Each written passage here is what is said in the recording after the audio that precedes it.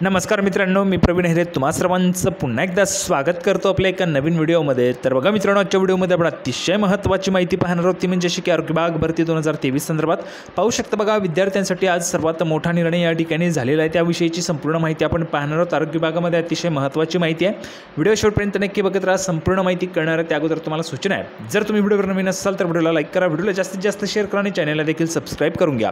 तर बघा, आरोग्य विभाग भरतीच्या संदर्भात काय या ठिकाणी निर्णय झाले त्याची माहिती आपण या ठिकाणी पाहूया। तर बघा मित्रांनो, संपूर्ण माहिती पाहण्यासाठी आपण या ठिकाणी आलेलो आहेत। पाहू शकता बघा, आरोग्य विभागाच्या वेटिंग लिस्ट या ठिकाणी लागलेल्या आहेत। आता जर आपण या ठिकाणी पाहिले तर वर्धा आहे, पुणे आहे, असे वेगवेगळे जे काही जिल्हे आहेत त्या जिल्ह्यांमधील वेगवेगळ्या पदांच्या या ठिकाणी जे काही वेटिंग लिस्ट आहेत त्या लागलेल्या आहेत। आता वेटिंग लिस्ट लागल्यानंतर महत्त्वाची माहिती अशा पद्धतीची की ज्या उमेदवारांच्या वेटिंग लिस्टमध्ये या ठिकाणी सिलेक्शन झालेलं आहे त्या उमेदवारांना कागदपत्र पडताळणी समुपदेशनकरिता बोलवलं जात आहे। तर त्या विद्यार्थ्यांनी आवश्यकरित्या त्यांचा जो काही ईमेल आहे तो चेक करायचा आहे। जर तुम्हाला ईमेल आलेला असेल तर कमेंट बॉक्समध्ये यस लिहून पाठवा, म्हणजे सर्व विद्यार्थ्यांना त्या ठिकाणी माहिती मिळू शकेल की माहिती येते म्हणून। जशी मला माहिती मिळाली त्यानुसार ईमेल त्या ठिकाणी यायला सुरुवात झालेली आहे विद्यार्थ्यांना। त्याचबरोबर ज्या विद्यार्थ्यांचं सिलेक्शन झालेलं असेल त्यांना त्या ठिकाणी बोलवणं केलेलं आहे।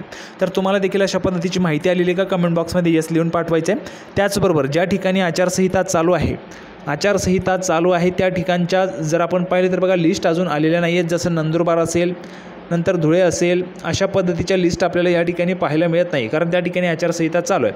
तर बघा, जशाच पद्धतीने म्हणजे 7 जुलैला त्या ठिकाणी आचारसंहिता जी संपणार आहे आणि त्या आचारसंहिता संपल्यानंतर, आदर्श आचारसंहिता संपल्यानंतर तुमच्या ज्या काही पुढील वेटिंग लिस्ट आहेत त्या देखील लागतील आणि तुम्हाला समुपदेशनाकरता देखील त्या ठिकाणी बोलवलं जाणार आहे।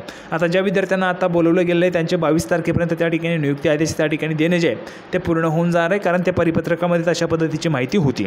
अपेक्षा आहे तुम्हाला या ठिकाणी हा जो काही निर्णय आहे तो आवडला असेल, व्हिडिओ आवडला असेल अशी अपेक्षा करतो। व्हिडिओ आवडला असेल तर लाईक करा, जास्तीत जास्त शेअर करा। आपण पुन्हा एकदा भेटूया पुढच्या व्हिडिओमध्ये अशाच पद्धतीची नवीन माहिती घेऊन। तोपर्यंत धन्यवाद।